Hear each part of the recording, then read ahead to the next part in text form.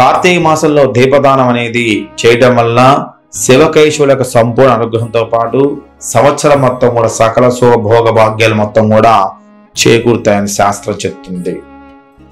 దీపదానం చేసేవాళ్ళు ఉదయం పూట ప్రాతకాలమే లేచి తలస్నానం చేయాలి. ఇక ఆ రోజు మొత్తం కూడా ఉపవాసం ఉండాలి. సాయంత్రకాల సమయంలో మరలా స్నానం చేసి ఒక గోధుమ పిండి తీసుకొని అందులో కొద్దిగా బెల్లం తురుము వేసి ఆవు పాలు పోసుకొని కలుపుతూ పిండి దీపాన్ని తయారు చేయాలి. ఒక గోధుమ పిండి ఒకటే కాదు, గోధుమ పిండి, బెల్లం, ఆవు పాలు వేసి మనం దీపం తయారు చేయాలి.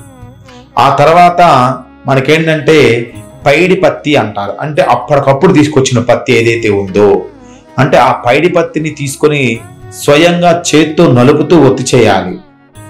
ఇలా తయారు చేసిన ఒత్తుల్ని పిండి దీపంలో పెట్టి ఆవు నెయ్యితోని దీపారాధన చేయండి, దాన్ని వెలిగించండి.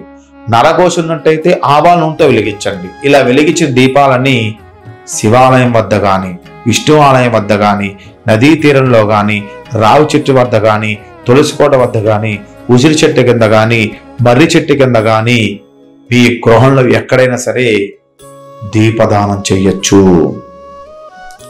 కాబట్టి ఎక్కువ శాతం మనం దీపదానం చేసేటప్పుడు మనకేంటంటే నదీ తీరంలో చేస్తే కోటి ఫలితాన్ని కలగజేస్తారు.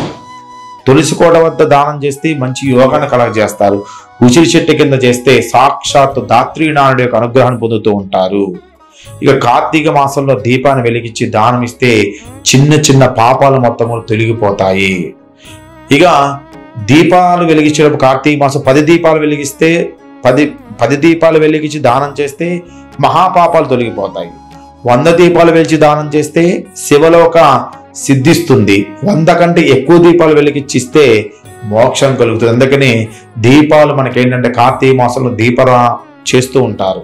కాబట్టి అక్కడికి వెళ్ళేసరి మన దీపారాధన వెలిగించిన కార్తీక మాసంలో 1 ఒత్తి వేసి దీపాన్ని వెలిగిస్తే దానం చేస్తే పాపాలు పోతాయి. 4 ఒత్తులు వేసి దీపాన్ని వెలిగిస్తే రాజయోగం. 10 ఒత్తులు వేసి దీపాన్ని వెలిగించిస్తే చక్రవర్తిత్వ తనాన్ని కలుగజేస్తారు. ఇక 100 ఒత్తులు వేసి దీపాన్ని వెలిగించిస్తే విష్ణులోక ప్రాప్తి. 100 కంటే ఎక్కువ ఒత్తులు వేసి దీపాన్ని వెలిగించిస్తే పునర్జన్మది ఉండదని, మోక్షం లభిస్తుందని చెప్పబడుతూ ఉంటుంది. ఇక పౌర్ణమి లేదా చవితి రోజు దీపదానం చేస్తే ముత్తైదువులకి సౌభాగ్యాన్ని కలగజేస్తుంది. విదే రోజు దానం చేస్తే సంతాన ప్రాప్తి కలుగుతుంది. తదియ రోజు దీపదానం చేస్తే సకల సంపద కలుగుతాయి.